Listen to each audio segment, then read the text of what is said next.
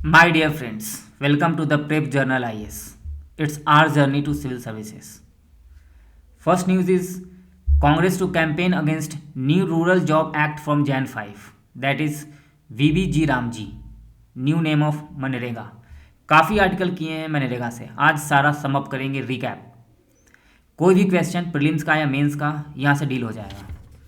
क्या था, क्या चेंज हुआ, उसका अचीवमेंट क्या रहा, and cons pros way forward, NITI Aayog observation, second ARC recommendation. Now okay, let's start with मनरेगा. That is VBG Ramji, Viksit Bharat guarantee for Rozgar and Ajeevika mission ग्रामीण.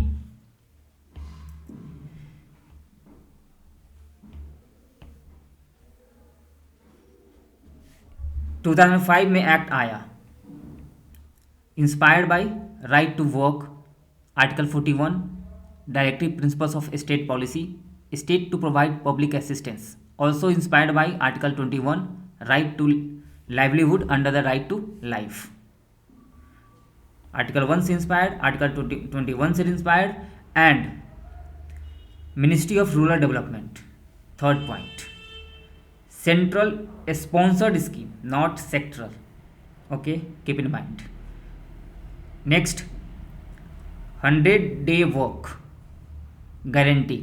Every house hold, not every person, every house hold से एक adult को 100 day का work guarantee दिया जाएगा. Okay. 15 and 15 ये क्या है? Employment compensation. अगर 15 दिन के अंदर काम नहीं मिला तो एम्प्लॉयमेंट कंपेंसेशन. वेज में अगर डिले होता है तो फिर 15 डे डिले होता है तो वेज कंपेंसेशन. ये हुआ. 1/3 वीमेन पार्टिसिपेशन होनी चाहिए. It was mandatory and most important, it was universal. मतलब कोई भी कास्ट, अमीर गरीब, सबके लिए ओपन है. जिसको भी काम चाहिए मनरेगा में इनरोल कर सकते थे. 2009 में नेम चेंज हुआ था, महात्मा गांधी ऐड किया गया था. 2008 में इसे ऑल ओवर इंडिया में एक्सपेंड कर दिया गया था, सारे डिस्ट्रिक्ट में. और 2025 में अगेन नेम चेंज हुआ एंड काफ़ी सिग्निफिकेंट ट्रांसफॉर्मेशन हुआ है इसके साथ, इसके सारे प्रोविजंस के साथ. क्या क्या चेंज हुए हैं उससे पहले अचीवमेंट्स देख लेते हैं कि इसके अचीवमेंट क्या रहा. क्वेश्चंस मीन्स में आ सकता है. Women empowerment. 58% वर्कर्स जो मनरेगा का हैं वो दे आर वीमेन. मतलब women empowerment economically, socially. Mandatory तो 1/3 है, लेकिन एक्चुअल में 58% workers constitute women. Now poverty reduction. 12 crore people, about 12 crore people are engaged for their livelihood in मनरेगा. अगेन 2009 में वर्ल्ड बैंक ने कहा कि this is a stellar example of rural development. तो रूरल डेवलपमेंट के लिए वेरी इंपॉर्टेंट है. Reduce migration. Rural to urban migration को रिड्यूस करने में काफ़ी इंपॉर्टेंट रोल प्ले किया है मनरेगा ने. वेज इंक्रीज हुआ है इसके कारण रूरल में एरिया में, जिसके कारण डिमांड इंक्रीज हुआ उनका. और जब डिमांड इंक्रीज हुआ रूरल एरिया में तो इकोनॉमी को बूस्टअप मिला, स्पेशली दैट एरिया में. एंड अदर एरिया बूस्टअप हुआ. नाउ न्यू चेंजेस क्या हुआ, वेरी इंपॉर्टेंट जो न्यू चेंजेस इसके साथ हुए हैं. Earlier it was yearly. क्या? ईयरली. अब सीजनल. ठीक है, ये क्या है? मतलब अब एग्रीकल्चर सीजन में स्कीम पॉज हो सकती है. पहले होल ईयर काम मिलता था, अब एग्रीकल्चर सीजन में इस स्कीम के थ्रू काम नहीं मिलेगा. सेकेंड, बॉटम अप पहले था, अब टॉप डाउन हो गया. मतलब क्या काम करना है पहले ग्राम सभा डिसाइड करता था, डिस्ट्रिक्ट एडमिनिस्ट्रेशन के पास जाता था, फिर स्टेट एडमिनिस्ट्रेशन, फिर सेंट्रल एडमिनिस्ट्रेशन के अप्रूव मिलता था. अब क्या होगा? ऊपर से नीचे आएगा. सेंट्रल एडमिनिस्ट्रेशन बोलेगा कि क्या काम करवाना है, उसको स्टेट को बोलेगा, स्टेट डिस्ट्रिक्ट एडमिनिस्ट्रेशन को बोलेगा, डिस्ट्रिक्ट एडमिनिस्ट्रेशन ग्राम सभा को बोलेगा. Now we can say this is the earlier it was decentralization of centralization. Demand driven से अब सप्लाई लेट हो गया. पहले क्या था कि क्या कितना काम चाहिए, डिमांड कितना काम का है उतना काम दिया जाएगा। अब क्या चाहिए, कितना काम चाहिए उतना ही मिलेगा। अब सेंट्रल डिसाइड करेगा कहाँ करना है काम, क्या करना है काम, कैसे करना है काम। तो इस तरीक़ा से उसको बोल सकते हैं। मोस्ट इम्पॉर्टेंट चेंज जो हुआ है जिसके बारे में काफ़ी ज़्यादा कंसर्निंग और हो हल्ला प्रोटेस्ट है, that is related to funding. Earlier it was 19 to 10, 90 central, 90% central fund करता था, 10% स्टेट गवर्नमेंट करता था। अब 60-40 हो चुका है, मतलब 60 सेंट्रल करेगा, 40 स्टेट करेगा। पहले फ्लेक्सिबल बजट था, अब फिक्स्ड बजट हो गया। इसका मतलब ये हुआ कि जितना वर्क होगा उतना पैसा मिल जाएगा। अब जितना पैसा दिया जाएगा उतना ही वर्क मिलेगा। पैसा के अकॉर्डिंग, जितना फंड मिला है उसी के अकॉर्डिंग वर्क मिलेगा। ओके, अगेंस्ट द ग्राम सभा या 73rd कॉन्स्टिट्यूशनल अमेंडमेंट बोल सकते हैं। कॉन्स क्या है, कॉन्स इसके साथ लिंक होगा, क्या चेंजेस हुए हैं उसमें कॉन्स। इंपॉर्टेंट चेंजेस एक और जो मिस कर रहे हैं, पहले 100 जो डे था उसको 125 डे कर दिया गया है। ये एक पॉजिटिव में, इसलिए इसे प्रोज में लिखे हैं। कॉन्स में राइट टू वर्क को डाइल्यूट किया गया है। अब देयर इज नो गारंटी कि आपको ईयरली वर्क मिलेगा ही मिलेगा। काम होगा तो आपको बुला लिया जाएगा, काम करना है। ऐसा पहले नहीं, पहले था कि काम करना है तो वर्क मिलेगा। अब काम होगा, अवेलेबिलिटी होगी तभी काम मिलेगा। बार्गेनिंग पावर रिड्यूस होगा। इसका मतलब कि जब एग्रीकल्चर सीजन में पॉज होगा तो पहले होता था कि वर्कर बोलता था कि एग्रीकल्चर फील्ड में काम करने के लिए कि 300 तो हमको मनरेगा में ही मिलता है, आप 400 दो एग्रीकल्चर फील्ड में तब काम करेंगे, अदरवाइज तो मनरेगा में हम चल जाएंगे, तो देना पड़ता था। बार्गेनिंग पावर था। अब जब पॉज होगा तो कहाँ जाओगे, लो 250 रुपया और काम करो, कोई अदर अल्टरनेटिव नहीं है। फाइनेंशियल बर्डन ऑन स्टेट, मतलब ऑलरेडी स्टेट के पास कम फाइनेंसेस है, सेंट्रल स्पॉन्सर्ड सेक्टर को क्यों स्पेंड करे अपना बचा हुआ मनी को सेंट्रल स्पॉन्सर्ड स्कीम पर। तो डी इंसेंटिव मिलेगा स्टेट को उसको इम्प्लीमेंट करने के लिए, और धीरे धीरे उसका इम्प्लीमेंटेशन रुक जाएगा और मर जाएगा। ऐसा कहा जा रहा है, क्रिटिसिज्म कहा जा रहा है, ऐसा बोला जा रहा है, क्रिटिसाइज किया जा रहा है कि मर जाएगा, उसे खाना पीना नहीं दिया जाएगा। नेक्स्ट की प्रोज क्या है, गवर्नमेंट का क्या कहना है। गवर्नमेंट का कहना है कि पहले रिलीफ ओरिएंटेड था, रिलीफ मॉडल था, अब डेवलपमेंट ओरिएंटेड होगा। मतलब कुछ भी काम दे दो ऐसा नहीं, कोई अच्छा काम करना है, प्रोडक्टिव काम करना है, अब डेवलपमेंटेड ओरिएंटेड होगा। काउंटर साइक्लिकल होगा। इकोनॉमिक सर्वे का रिकमेंडेशन था कि जो एम्प्लॉयमेंट जनरेटेड जॉब है वो काउंटर साइक्लिकल होनी चाहिए। मतलब जब काम ना मिले, जब काम कहीं और अवेलेबल नहीं हो अदर एरिया में, तभी मनरेगा को काम इंक्रीज कर देना चाहिए, ज़्यादा काम देना चाहिए। जब अदर फील्ड में, जैसे काउंटर साइक्लिक को इकोनॉमिक टर्म में बोलते हैं कि जब इकोनॉमिक फेज बूम चल रही हो तो गवर्नमेंट का स्पेंडिंग रोक देना चाहिए। जब इकोनॉमिक लो में हो तो फिर गवर्नमेंट स्पेंडिंग इंक्रीज करनी चाहिए। इसी तरीक़ा से जब काम अदर जगह काम मिल रहा है तो काम कम कर दो, काम अदर जगह नहीं मिल रहा है तो यहाँ पे काम इंक्रीज कर दो, काम देना इंक्रीज कर दो। राजस्थान में पहले होता था कि गड्ढा खोदता था, सैंड ड्यून उसको भर देता था, फिर गड्ढा खोदता था, फिर सैंड ड्यून भर देता था, यही चलता रहता था। और उसी को बोला है कि नीति आयोग का ऑब्जर्वेशन इसी रूप में है कि MNREGA was suffering from fragmented work. कुछ भी गड्ढा खुद रहा है, भर रहा है, खुद रहा है, ऐसा कोई प्रॉपर नहीं है कि क्या काम हो रहा है, कुछ भी कहीं पर भी कुछ भी बस पूरा करने के लिए काम किया जा रहा है। लो एसेट प्रोडक्टिविटी, उस जो एसेट क्रिएशन हो रहा था उसका कोई प्रोडक्टिविटी नहीं था। Weak conversion with the agriculture and rural development, उसका कन्वर्जेंस नहीं था।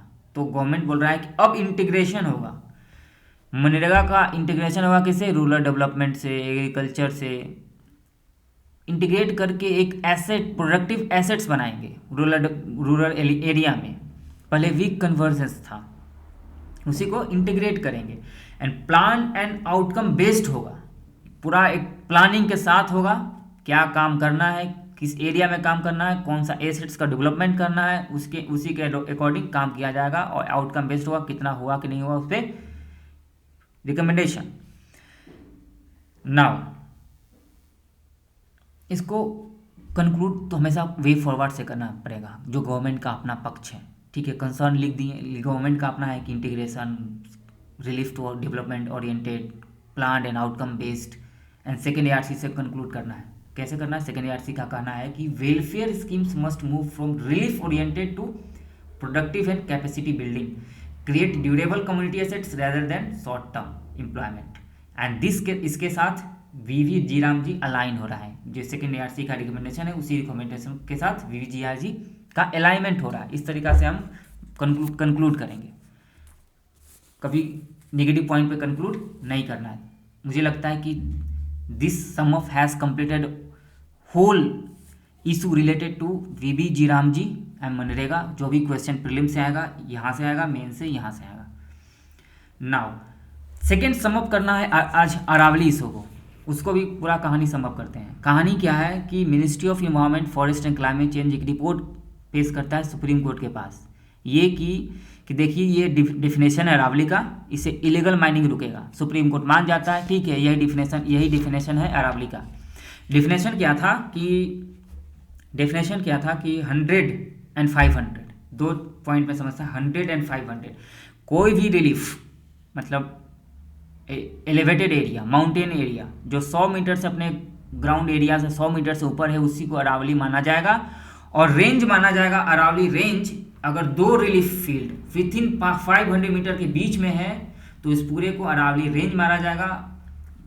अदरवाइज रेंज के रूप में उसे नहीं माना जाएगा। एक सेपरेट, अगर 100 मीटर से ऊपर है तो एक सेपरेट अरावली माउंटेन है। नाउ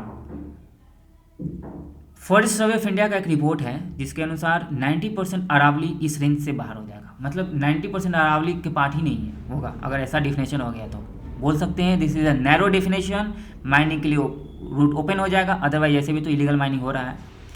अरावली का इंपॉर्टेंस थोड़ा समझ लेते हैं, जब उसको भी रिकैप कर लेते हैं। डिजर्टिफिकेशन को रोकता है नॉर्थ एंड ईस्टर्न एरिया में, डिजर्टिफिकेशन इस साइड से डिजर्टिफिकेशन को स्टॉप कर रहा है। ग्राउंड वाटर रिचार्ज में काफ़ी इंपॉर्टेंट रोल है इस एरिया में।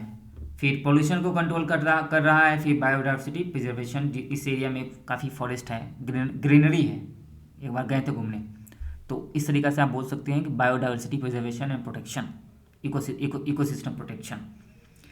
Rich in quartzite, marble and limestone. Article 48 ध्यान रखना है। DPSP गवर्नमेंट को रिस्पॉन्सिबिलिटी, ड्यूटी है कि इन्वायरमेंट को प्रोटेक्ट करना है। 51 हमें ड्यूटी है, मतलब एज अ सिटीजन को ड्यूटी है कि इन्वायरमेंट को प्रिजर्व रखना है। ओके, नाउ इम्पोर्टेंट पॉइंट की, ठीक है, अब देखते हैं इशू पे आते हैं, कहानी पे। प्रोटेस्ट हुआ कि अरावली को माइनिंग होगा, अरावली ख़त्म हो जाएगा, राजस्थान से लेकर हरियाणा तक काफ़ी न्यूज़ में आया। उस प्रोटेस्ट को देखते हुए सुप्रीम कोर्ट ने सुमोटो कॉग्निजेंस किया है। सुमोटो मतलब, सुमोटो होता क्या है, इसको ये काफ़ी इंपॉर्टेंट है प्रीलिम्स के लिए। सुमोटो का मतलब कोई भी इंपॉर्टेंट मैटर पर सुप्रीम कोर्ट खुद से सुनवाई कर सकता है बिना किसी केस को फाइल किए हुए। ये पावर दिया जाता है supreme court article 32 and high court article 226। Okay, मतलब कोई केस नहीं फाइल किया है, फिर भी न्यूज़ में चल रहा है, कोई इंपॉर्टेंट इशूज़ हैं जो पब्लिक कंसर्निंग है, पब्लिक वेलफेयर के लिए, इन्वायरमेंटल है, तो उसके लिए सुप्रीम कोर्ट खुद पे खुद उसका सुनवाई करने के लिए बेंच बैठा देगा। That is suo motu cognizance. देखते हैं क्या सुनवाई होता है। Will proceed with that news. Now एक न्यूज़ आया है, जीरो FIR क्या हुआ है। जीरो FIR क्या होता है, इसके बारे में थोड़ा सा जान लेते हैं। कहानी ये है कि किसी उड़ीसा में किसी माइग्रेंट को मार दिया गया क्योंकि वो बंगाली बोल रहा था। वहाँ के लोकल्स को ऐसा सस्पिशन हुआ कि अब बांग्लादेशी है, तो उसको पीट के लिंच कर दिया गया, मार दिया गया। तो उसके ऊपर जीरो FIR केस हुआ, दर्ज हुआ है उड़ीसा में। मतलब क्या है कि जीरो FIR क्या होता है। जीरो FIR का मतलब कि अगर जुरिडिक्शन की कहीं और है तो किसी भी पुलिस स्टेशन में उसको, किसी भी अदर पुलिस स्टेशन में उस केस FIR को रिपोर्ट किया जा सकता है, irrespective of territorial jurisdiction. When information about cognizable offense is received, किसी भी cognizable में सीरियस ऑफेंस से रिलेटेड अगर घटना हुआ है, कहीं और हुआ है, उसका जुरिडिक्शन वहाँ पे नहीं है, फिर भी अदर पुलिस स्टेशन जो उस एरिया में नहीं आता, वो भी रिपोर्ट फाइल कर सकता है 0 पॉइंट देकर, और फिर लेटर ऑन ट्रांसफ़र हो जाएगा उसके जुरिडिक्शन वाले कोर्ट में, पुलिस स्टेशन में, उस एरिया में। कॉग्निजेबल का मतलब serious matter, kidnapping, dowry, death, terrorism, murder, rape, इस टाइप का केसेस जिसके लिए अलाउ करता है कि पुलिस डायरेक्ट बिना कोर्ट ऑर्डर के अरेस्ट कर सकता है, इन्वेस्टिगेट कर सकता है। This is the zero FIR। पूछ सकता है कि जीरो FIR क्या होता है। वन इशू है कि fake anti rabies vaccine pulled from self form. इसका कहानी ये है कि ऑस्ट्रेलिया ने एक अलर्ट घोषित, इंडियन गवर्नमेंट को अलर्ट दिया कि आपके यहाँ से मेरे पास फेक एंटी रेबीज वैक्सीन आ रहा है।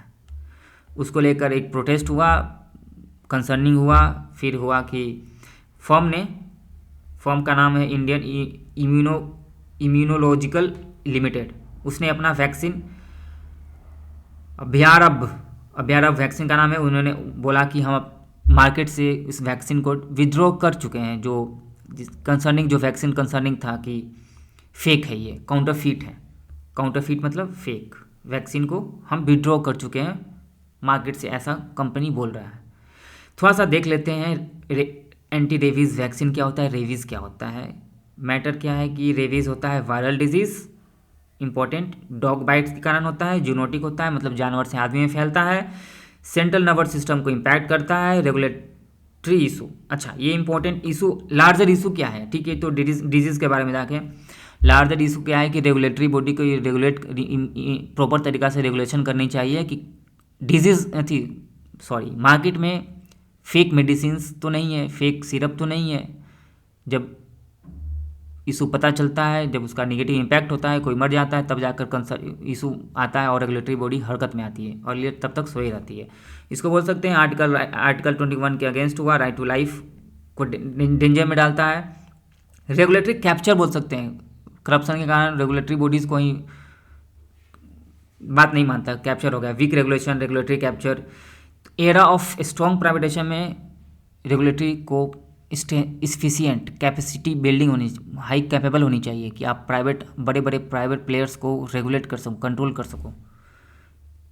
गवर्नमेंट फेलियर्स बोल सकते हैं। Now next article is related to Kavach system installation on Mumbai, extend हो चुका है। न्यूज़ का कहानी ये है कि अभी तक मुंबई कोलकाता हाईवे नेटवर्क पर कवच इंस्टॉल हो जानी चाहिए था, लेकिन हुआ नहीं और डेट एक्सटेंड हो गया 2005 से ऊपर। देखते हैं 2026 में होता है कि नहीं होता है। कवच क्या होता है? एक indigenous auto train protection system है design to prevent train collision. ये RFID पे, रेडियो फ्रिक्वेंसी आइडेंटिफिकेशन पे काम करता है। रेडियो कम्युनिकेशन, यहाँ से RFID रेडियो कम्युनिकेशन दिया, सामने से कोई भी ऑब्स्ट्रक्ट इंस्ट्रूमेंट वो रिटर्न करेगा, इसको पता चल जाएगा कि या there is obstruct. Automatic apply brake कर देता है अगर लोको पायलट फेल कर गया। सपोज सामने से कोई और ट्रेन आ रहा है और लोको पायलट हड़बड़ी में सही से ब्रेक नहीं मार पाया, तो अपने आप कवच ऑटोमेटिक ब्रेक मार देगा। इस स्पीड लिमिट को भी कंट्रोल में रखता है कवच। Now second is very important कि दुलहती पावर प्रोजेक्ट चेनाब रिवर पर स्टार्ट हो चुका है अंडर इंडस वाटर ट्रीटी। जब से इंडस वाटर ट्रीटी को सस्पेंड नहीं किया गया है, सस्पेंडेड, तब से गवर्नमेंट ने काफ़ी एग्रेसिव लेवल पर पुश कर रहा है हाइड्रो पावर प्रोजेक्ट बनाने के लिए, specially Indus, Chenab and Jhelum पर। ऑल्दो ठीक है, बट ये क्या है, run of river hydro power है, लार्ज हाइड्रो पावर प्रोजेक्ट नहीं है जो कि स्टोरेज पानी बचा को स्टोर करके रखेगा। जस्ट रन ऑफ रिवर मतलब रिवर जो रन कर रहा है, हल्का सा छोटा सा स्टोरेज बना दिए उसी पे, और वहीं से इलेक्ट्रिसिटी जनरेट होगा। और ये run of river hydro power project जो है अलाउड है अंडर इंडस वाटर ट्रीटी के। तो अभी भी लगता है कि इंडिया फॉलोइंग कर रहा है क्या। नाउ नेक्स्ट इंपॉर्टेंट कि Rajasthan expedites installation of rooftop solar power plants. Rooftop power plants को इंस्टॉल करने में राजस्थान काफ़ी तेज़ी से आगे बढ़ रहा है। इसका इंपॉर्टेंस है, this Rajasthan is doing under the revamped distribution of sector scheme RDSS। Rajasthan के पास ये इंपॉर्टेंट, ठीक है। एंड नोडल एजेंसी कौन है इस स्कीम का? Rural electrification corporation. एक स्कीम है रूरल PM सूर्य घर मुफ्ती बिल योजना, PM सूर्य घर मुफ्ती बिल योजना। ये दोनों स्कीम को देखते हैं थोड़ा सा ब्रीफ में। राजस्थान के पास काफ़ी सोलर पोटेंशियल है। डिसेंट्रलाइज इसको बोल सकते हैं, decentralisation of energy, renewable energy, fossil fuel dependency कम होगा। नेट मीटरिंग यूपीएससी में आ चुका है। नेट मीटरिंग क्या होता है? रिवैम्प्ड डिस्ट्रीब्यूशन सेक्टर स्कीम, ये क्या है थोड़ा सा देखते हैं। मिनिस्ट्री ऑफ पावर का है, 2021-22 में आया था। सेंट्रल स्पॉन्सर्ड स्कीम है, सेंट्रल स्पॉन्सर्ड में 60-40 होता है। ओके। एंड डिस्कॉम जो होता है ना, जो बिजली को ट्रांसमिट करती है, ट्रांसमिशन का जिसका जिम्मा होता है, उसको फाइनेंशियली एंड ऑपरेशनली रिवाइवल करने के लिए काफ़ी ज़्यादा घाटा में चल रहा था, डेब्ट में गुजर रहा था सारे स्टेट का डिस्कॉम, एंड ऑपरेशनली इफिशिएंट नहीं था। तो उसको रिवाइव करें कि फाइनेंशियली स्ट्रांग हो, ऑपरेशनली रिवाइव हो, जिससे कारण लॉस ट्रांसमिशन जो लॉस होता है वो कम हो। टारगेट रखा गया 12 से 15% ही लॉस होगा। पुअर बिलिंग जो कलेक्शन था वो स्ट्रॉन्ग हो, अच्छा से कलेक्ट कर पाए बिल। एक दूसरा स्कीम है पीएम सूर्य घर मुफ्ती बिल योजना, ministry of new renewable energy का है, MNRE, ये इंपॉर्टेंट है। मिनिस्ट्री 2024 में, ये सेंट्रल सेक्टर स्कीम है, ये गवर्नमेंट ऑफ इंडिया इसका फंडिंग करता है मेजोरिटी। इसका काम क्या है कि सभी घर के बिल्डिंग पर, हाउस होल्ड के बिल्डिंग पर, रूरल हाउस होल्ड के बिल्डिंग पर रूफटॉप सोलर पावर प्लांट लगाना। इससे क्या होगा? फ्री इलेक्ट्रिसिटी, कम से कम 300 मीटर यूनिट हर घर पे फ्री इलेक्ट्रिसिटी दे दो रूरल सोलर पावर प्लांट से, रूफ छत पे। रेजिडेंशियल होम पे सप्लाई सपोर्ट इंसेंटिव दिया जाएगा आपको। अगर आपको ख़रीदना है सोलर पैनल छत पे लगाने के लिए तो गवर्नमेंट इंसेंटिव देगा। 3 लाख अगर प्राइस है तो 1 लाख गवर्नमेंट दे देगा। एक्सेस पावर टू, अगर आप एक्सेस पावर वहाँ से जनरेट करते हैं, यूज़ नहीं कर पा रहे हो वो 300 मीटर को या 500 मीटर जो भी जनरेट हो रहा है आपके घर की छत पे, तो उसको आप ग्रिड में एक्सपोर्ट कर सकते हो और पैसा अर्न कर सकते हो। इसको नेट मीटरिंग बोलते हैं। यूपीएससी में आ चुका है। नेट मीटरिंग क्या होता है एग्जैक्टली मुझे डेट नहीं पता है, 2 या 3 साल पहले, बट नेट मीटरिंग से क्वेश्चन आ चुका है। टारगेट 1 करोड़ हाउस होल्ड का टारगेट है। Decentralize energy security, decentralization of energy, renewable energy, सारा जो भी प्रोज एंड कॉन्स लिख देना है। नाउ ये important economics related, how India has manage to waive RCEP minus China. News में क्या है ना कि कहानी ये है कि बोला जा रहा था कि 2019 में इंडिया ने RCEP साइन करने से मना कर दिया था। रीजनल कॉम्प्रिहेंसिव इकोनॉमिक पार्टनरशिप को साइन करने से मना कर दिया था कि ये इससे मेरा इंपोर्ट सर्च हो जाएगा, ट्रेड डेफिसिट हो जाएगा, वीक सेफ गार्ड होगा। उसमें एग्रीकल्चर और MSME के लिए कोई सेफ गार्ड नहीं है। मेन कंसर्न था कि इंडिया नहीं चाहता था कि चाइना के साथ मेरा FTA हो और पूरा चाइना का गुड्स मेरा फ्लड या चीप चाइनीज गुड का फ्लड्स हो जाए मेरे इंडियन मार्केट में, इसलिए वो नहीं चाहता था चाइना के साथ FTA साइन करना।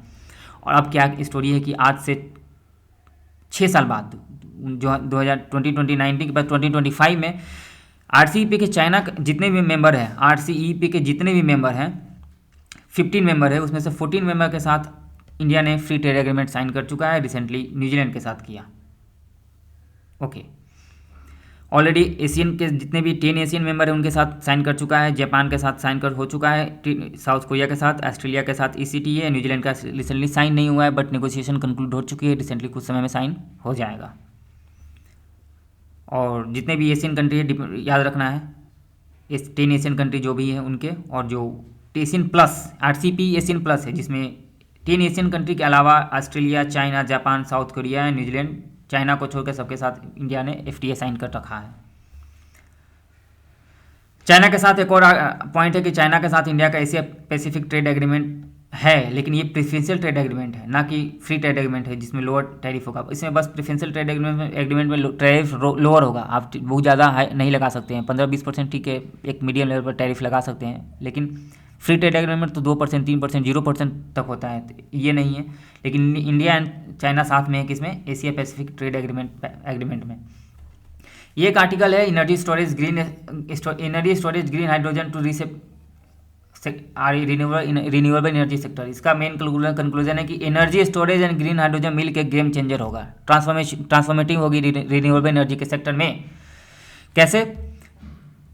रिन्यूएबल एनर्जी जो है सीजनल होता है, वोलेटिलिटी होता है। सपोज किसी दिन धूप नहीं होगा, बारिश का क्लाउडी है, बारिश है तो पावर जनरेशन नहीं होगा, तो उस केस में बैटरी स्टोरेज जो green energy, battery storage, green hydrogen, वो स्टेबिलिटी देगा। यही बोला जा रहा है कि energy storage, battery storage and green hydrogen stability देगा रिन्यूएबल एनर्जी को। अदरवाइज वो जो सोलर एंड विंड है वो वोलेटाइल है, सीजनल है, उनको स्टेबिलिटी देने के लिए green hydrogen and energy storage का होना बहुत ज़रूरी है। इंडिया का जो प्लान जानते हैं कि 500 गीगावाट नॉन फॉसिल फ्यूल होनी चाहिए 2023 तक, जिसके लिए 30 लाख करोड़ इन्वेस्टमेंट की नीड है। इसके साथ देखते हैं डिटेल में कि इसका क्या गेम चेंजर होगा। ग्रिड स्टेबिलिटी आएगा, डिकार्बनाइजेशन होगा, फ्यूचर फॉसिल फ्यूल पर डिपेंडेंसी कम होगा, 500 गीगावाट जो टारगेट है फॉसिल फ्यूल के थ्रू एनर्जी जनरेशन वो कंप्लीट होगा, फॉसिल फ्यूल पर डिपेंडेंसी कम होगा, ऑयल का इंपोर्ट कम होगा, अपना जो फॉरेन रिजर्व खर्चा करते हैं ऑयल को इंपोर्ट करने में वो कम खर्चा करेंगे, रुपीज स्ट्रेंथन होगा, करेंट अकाउंट डिफिसिट कम हो जाएगा, एनर्जी सिक्योरिटी होगा। थोड़ा सा एक चीज़ों और जो प्लेन से पूछा था, ग्रे हाइड्रोजन क्या होता है? Green hydrogen, grey hydrogen, blue hydrogen, brown hydrogen, black hydrogen, pink जो हाइड्रोजन होता है वो न्यूक्लियर एनर्जी से होता है, electrolysis through nuclear energy. Brown coal gasification से। ब्लू हाइड्रोजन जो है वो, grey hydrogen steam methane deformation, मतलब नेचुरल गैस के थ्रू प्रोसेस होता है स्टीम मीथेन डिफॉर्मिंग, और उसी को अगर कैप्चर कर लिया गया उस कार्बन को, जो यहाँ से कार्बन इरेज हो रहा है, तो वही ग्रे हाइड्रोजन से ब्लू हाइड्रोजन बन जाएगा। अदरवाइज जो वाटर्स को इलेक्ट्रोलिसिस किया जाता है रिन्यूएबल एनर्जी से, उसको बोलते हैं ग्रीन हाइड्रोजन। ये important, green, grey, blue, brown and pink. Now how India crude oil import basket, कैसे इंडिया का crude oil basket Saudi Arabia से रसिया की तरफ हो गया। पहले से कहाँ डोमिनेशन था, क्रूड ऑयल इंपोर्ट करता था इंडिया अपना ज़्यादा सऊदी अरेबिया से, अब रूस से कर रहा है। पहले 2/3 सऊदी अरेबिया से करता था 2005 तक, 70% crude oil for Saudi Arabia, Iraq, Iran, Kuwait and UAE. फिर अपना ब्रॉडेन किया 2015 तक, 2015 तक ब्रॉडेन किया उसको, कहाँ और ज़्यादा मार्केट को एक्सप्लोर किया इंडिया ने, Nigeria, Angola, Venezuela. Then sanction लग गया ईरान पे, ईरान से इंपोर्ट करना कम कर दिया। फिर रसिया यूक्रेन वॉर हो गया, वहाँ से इंपोर्ट करना शुरू कर दिया। पहले जहाँ 2% था, वॉर से पहले इंडिया 2% इंपोर्ट करता था रूस से ऑयल, अब वही 21.6% इंपोर्ट कर रहा था 2022-23 में, जो कि 2024-25 में 35% अपना ऑयल इंपोर्ट करता है रूस से। तो ये कहानी है कैसे सऊदी अरेबिया टू रूस शिफ्ट हुआ है ऑयल इंपोर्ट इंडिया का। ये है as many as 30 PIL textile apparel units, मतलब 30 टेक्सटाइल अपीयर यूनिट्स जो PIL के अंडर जिसको रिकग्निशन मिला है। 74 और टोटल अप्रूवल हुआ है, उसमें से 30 काम करना शुरू कर दिए। कहानी ये है कि 74 को जो प्रोडक्शन लिंक्ड इंसेंटिव है टेक्सटाइल के सेक्टर में, उसके अंडर 74 के अप्रूवल मिल चुका है, 30 काम करना शुरू कर चुका है। PIL स्कीम है क्या, देखते हैं हल्का सा।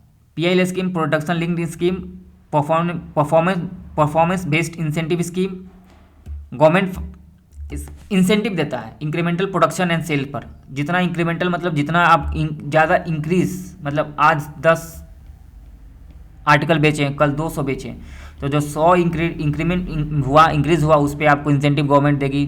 वेरी करता है 4 to 5%।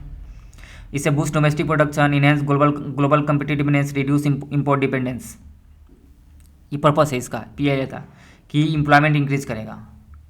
अभी ये एग्जाम्पल के रूप में PIL स्कीम जो अप्रैल और टेक्सटाइल सेक्टर में इसे बोला जा रहा है कि 2.9 लाख करोड़ एम्प्लॉयमेंट होगा, 2.559 लाख करोड़ जॉब इसी सेक्टर में। ये PIL स्कीम जो है ना, ये टेक्सटाइल सेक्टर की बात कर रहे हैं, textile and apparel sector. Ministry of textile के अंदर आता है ये, 2021 में इसे लाया गया था। 10,000 करोड़ का बजट है।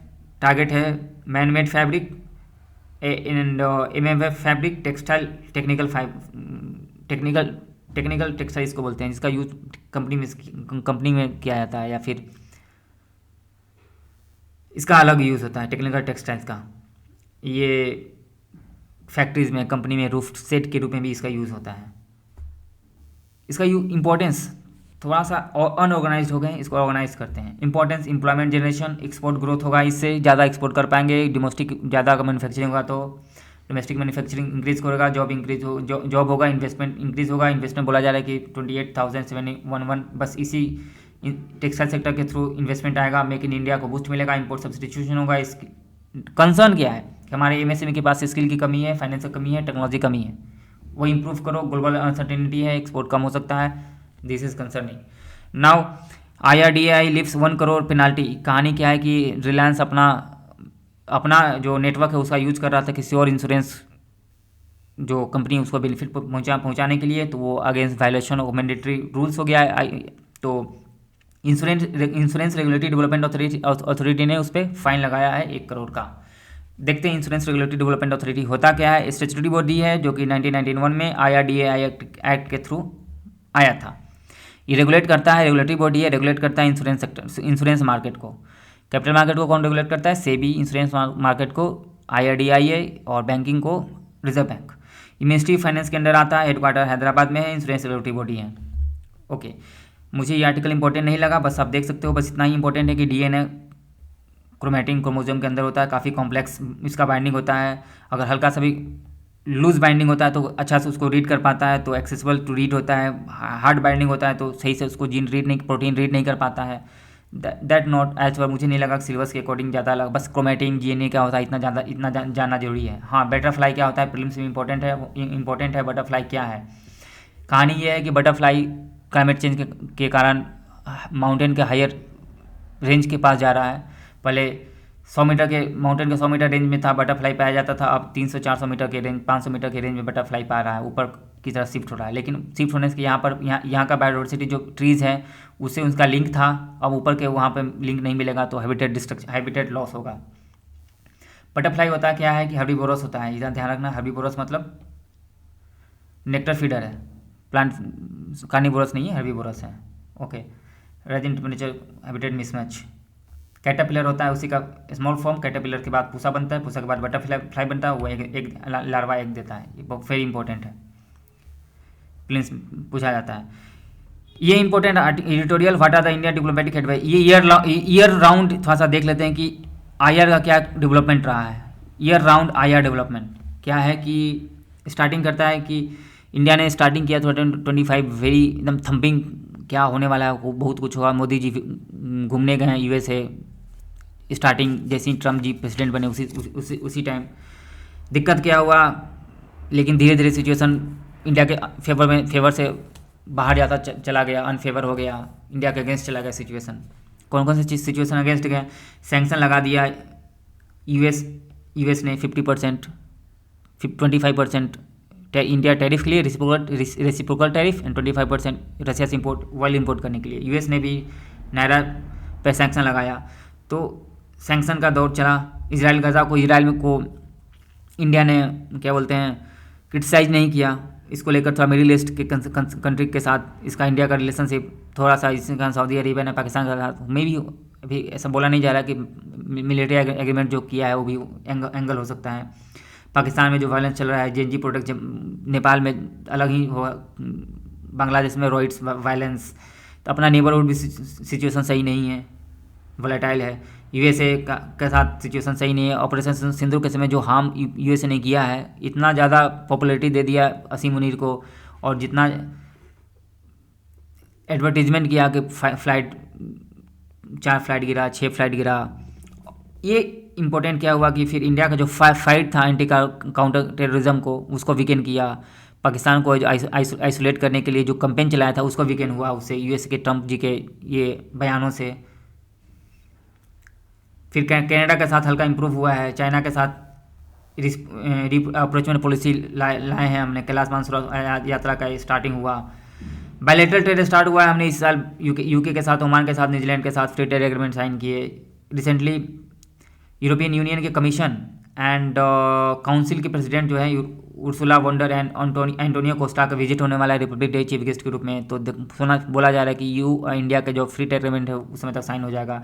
इंडिया काफ़ी important artificial intelligence summit side करेगा, जिसमें काफ़ी इंपॉर्टेंट लीडर्स फ्रेंच के मैक्रोन भी आएंगे प्रेसिडेंट। ब्रिक्स और G20 होगा इस साल। हेल्थ फॉर ऑल, इसमें आर्टिकल में बोला गया कि फंडिंग बहुत कम है, इंडिया का 2% GDP का 2% है।